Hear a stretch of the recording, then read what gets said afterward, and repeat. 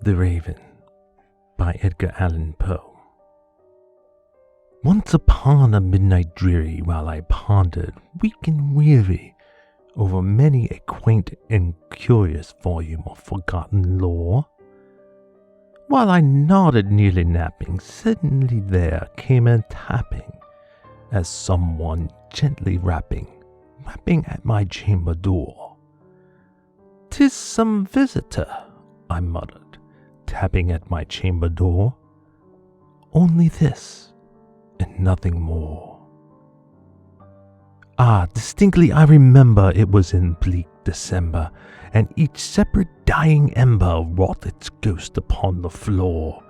Eagerly I wished the morrow, vainly I had sought to borrow from my books secretes of sorrow, sorrow for the lost Lenore, for the rare and radiant maiden whom the angels named Lenore, nameless here forevermore. And the silken, sad, uncertain rustling of each purple curtain thrilled me, filled me with fantastic terrors never felt before, so that to still the beating of my heart I stood repeating, "'Tis some visitor entreating entrance at my chamber door, some late visitor entreating entrance at my chamber door. That it is, and nothing more." Presently my soul grew stronger, hesitating then no longer. "Sir," said I, "or madam, truly your forgiveness I implore, but the fact is I was napping, and so gently you came rapping, and so faintly you came tapping at my chamber door, that I scarce was sure I heard you. Here I opened wide the door. Darkness there, and nothing more." Deep into that darkness peering, long I stood there wondering, fearing, doubting, dreaming dreams no mortal dared to dream before. But the silence was unbroken, and the stillness gave no token, and the only word there spoken was whispered word, "Lenore?" This I whispered, and an echo murmured back the word, "Lenore." Merely this, and nothing more. Back into the chamber turning, all my soul within me burning. Soon again I heard a tapping somewhat louder than before. "Surely," said I, "surely that is something at my window lattice. Let me see then what threat it is, and this mystery explore. Let my heart be still a moment, and this mystery explore. 'Tis the wind and nothing more." Open here I flung the shutter, with many a flirt and flutter. In there stepped a stately raven of the saintly days of yore. Not the least obeisance made he, not the minute stopped or stayed he, but with mien of lord or lady perched above my chamber door, perched upon a bust of Pallas just above my chamber door, perched and sat, and nothing more. Then this ebony bird beguiling my sad fancy into smiling, by the grave and stern decorum of the countenance in war, "Though thy crest be shown and shaven, thou," I said, "art sure no craven, ghastly grim, an ancient raven wandering from the nightly shore? Tell me what thy lordly name is on the night's Plutonian shore." Quoth the raven, "Nevermore." Much I marveled this ungainly fowl to hear discourse so plainly, though its answer little meaning, little relevance bore. For we cannot help agreeing that no living human being ever yet was blessed with seeing bird above his chamber door, bird or beast upon the sculptured bust above his chamber door, with such name as Nevermore. But the raven, sitting lonely on the placid bust, spoke only that one word, as if his soul in that one word he did outpour. Nothing further than he uttered, not a feather than he fluttered, till I scarcely more than muttered, "Other friends have flown before. On the morrow he will leave me, as my hopes have flown before." Then the bird said, "Nevermore."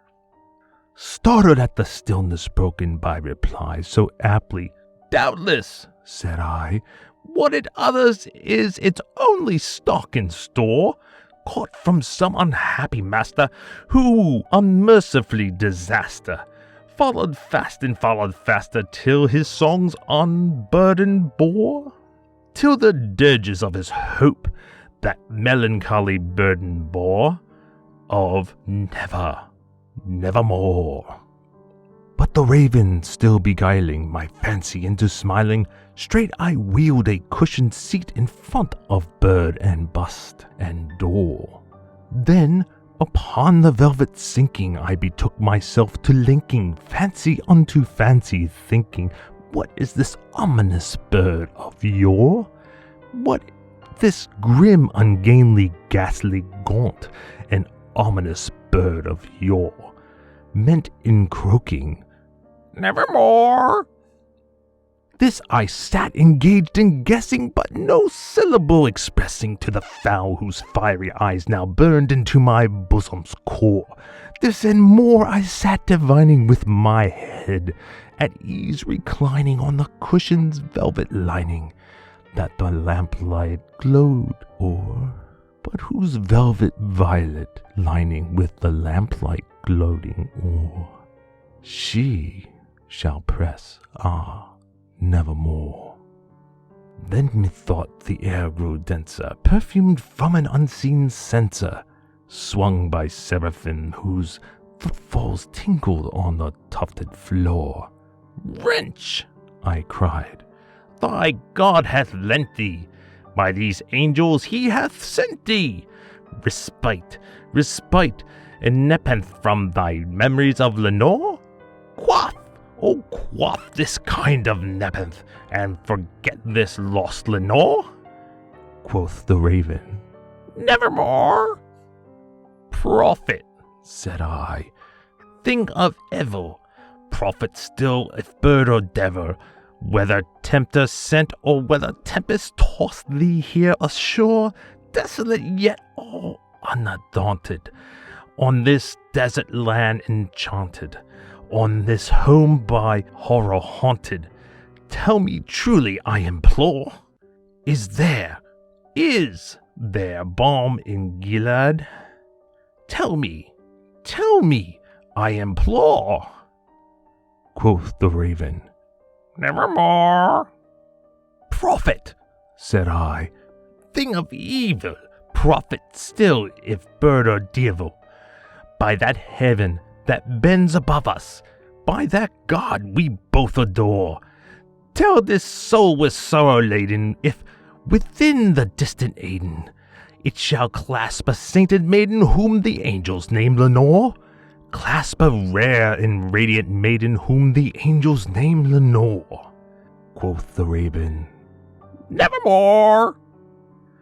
"Be that word our sign of parting, bird or fiend," I shrieked upstarting. "Get thee back into the tempest and the night's Plutonian shore. Leave no black plume as a token of that lie that soul hath spoken. Leave my loneliness unbroken. Quit the bust above my door. Take thy beak from out my heart, and take thy form from off my door." Quoth the raven, "Nevermore." And the raven, never flitting, still is sitting on the pallid bust of Pallas just above my chamber door, and his eyes have all the seeming of a demon's that is dreaming, and the lamplight o'er him streaming throws his shadow on the floor, and my soul from out the shadow that lies floating on the floor shall be lifted nevermore.